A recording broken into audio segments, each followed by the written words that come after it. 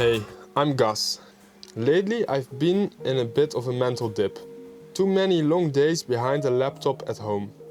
So I thought maybe a motorbike surf trip to Morocco could pull me out of it. So I went online and I found this city bike for sale. A real demolition bike. It wasn't really road safe, it had been in an accident and was actually being sold for scrap parts. But I got it anyway, rode it back home over the bicycle lanes, nice and slow. Then I started doing some small repairs. Enough to make it to the car, if I'm lucky. The first night I didn't get far, tried to pick up a proper helmet on the way, but had some miscommunication with the guy from the ad. So, still without a safe helmet, I ended up sleeping under a trailer in France. Cold as f. The next morning I found out I have no clue how to ride in slippery conditions. So yeah, if you got tips, let me know in the comments.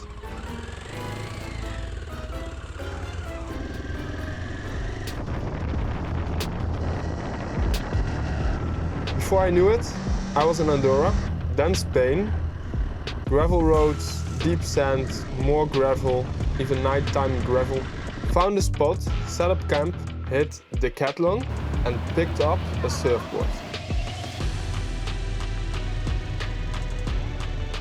Spain was flooded at the time, some serious water everywhere. Pulled under this bridge, thought it was maybe 40 centimeters deep, turned out to be a meter. Should have checked. Somehow the airbox stayed dry. Could have killed the bike, but I made it. Eventually, I hopped on the ferry.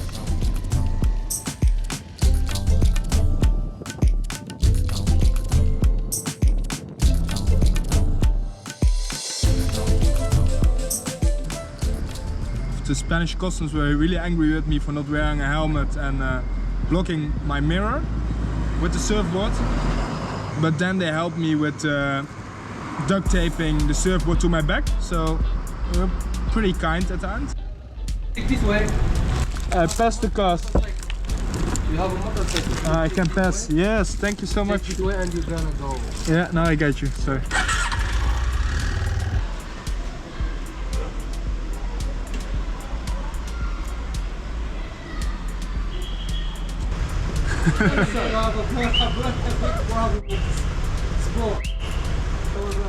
I want to go to the weld shop and make something to put it here.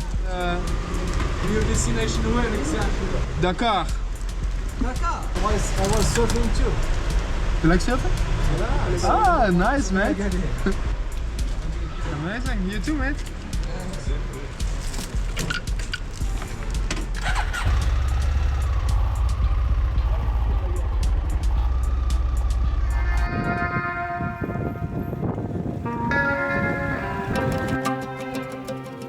So I found this little weld shop. Luckily gasoline isn't flammable here in Morocco. So the only safety gear needed was a pair of sunglasses. There I am, cruising through Morocco with a surfboard strapped on the side of my motorbike. I mean, I know I'm not the first person to travel this way, but I felt at least a bit original. Or I thought I was. Took about a day before I ran into these two guys, Martin and Ludo. Two Belgians traveling Morocco on 35-year-old mopeds with a single gear.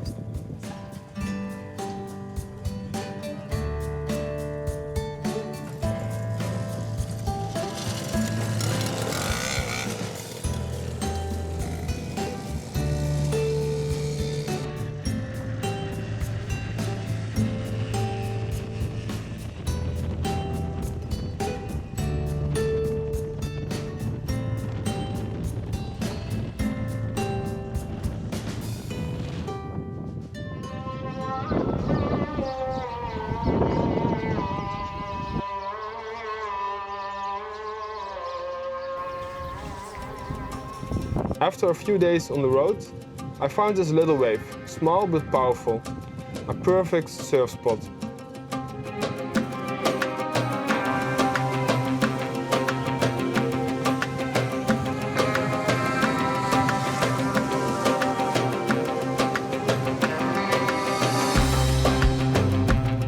Just around the corner was a surf shop, so I dropped in and asked if they knew any budget places to stay. But the area, all big villas and fancy stuff. The surf camp run by the same guy was fully booked, but he had an empty van and just like that, I had a place to crash.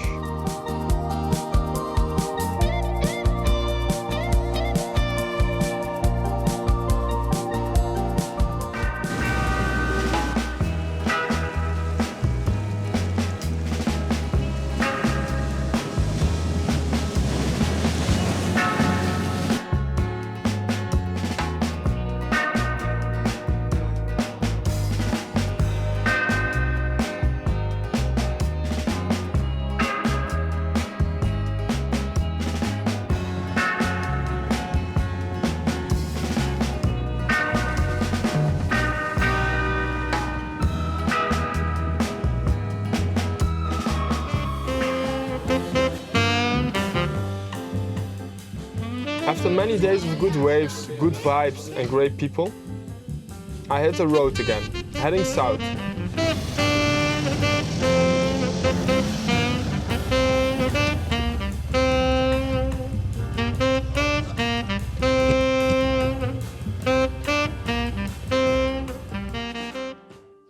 To be honest, Morocco wasn't my dream destination. I came for practical reasons. Easy flights back to Europe if war called. Solid internet to stay connected and get things done. What I really craved was adventure. When I thought of Morocco, I imagined a boring, conservative country, worn down by over-tourism. A place where people had probably perfected the art of scamming Westerners. I figured they'd be sick of tourists like me. But to my surprise, I often met people more open-minded and modern than back home. People who weren't tired of visitors, but would offer you a free meal or even a place to stay. I fell in love with the country fast, so much so that I quickly caught myself checking the local real estate.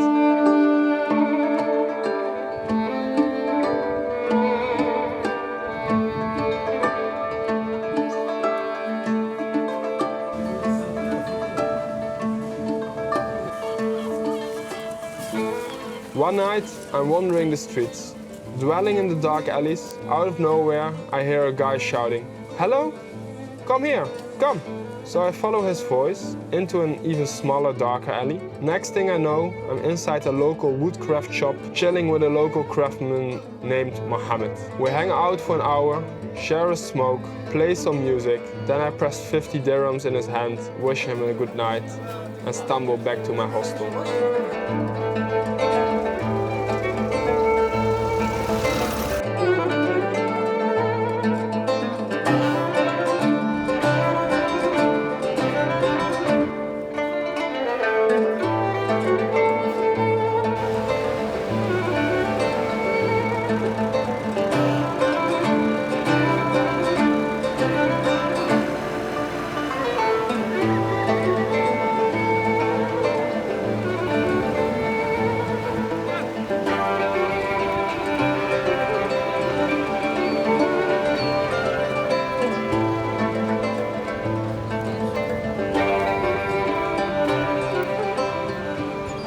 After 2 weeks and some sick waves in the bustling town of Imswan, full of service or overcrowded as most people call it, I decide it's time to head into the Atlas Mountains. A few hours into the ride I meet a Moroccan guy and before I know it I'm sleeping in a souvenir shop. The next morning I wake up between all the glimmering souvenirs, take a refreshing dip in the nearby waterfall and then I hit the road again, deep into the mountains. The roads are rough, I skip breakfast, pretty soon I'm starving, dizzy and just hoping for a village. Eventually I roll into one and grab some cookies. That's when I meet Ali. He asks if I want some bread. I follow him into his home, we share a meal, I take a shower and crash for a nap. After a bit of rest, we head out to explore the neighboring village. Ali loves a few things: arguing, visiting people and tea. Lots of tea. The next morning, I say goodbye and continue my route to the Atlas Mountains.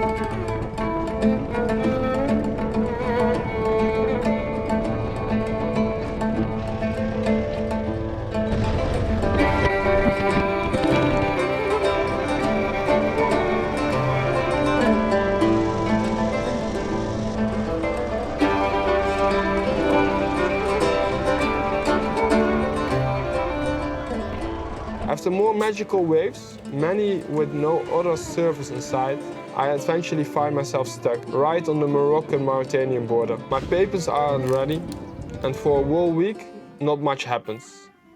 The only real highlight? Hosting Alain, a French hippie with the most rogue, unbelievable stories I've ever heard.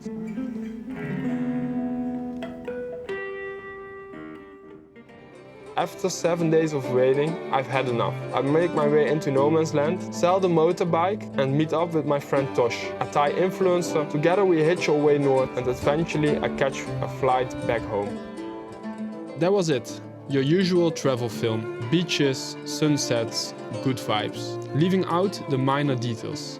Like how I lost the job that brought me here in the first place. Or how I spent weeks stuck in my head feeling low. Most surf sessions actually hurt. Bruises, cuts, small injuries that added up. I even flew home halfway through. Worked a few different jobs, but like I said, minor details.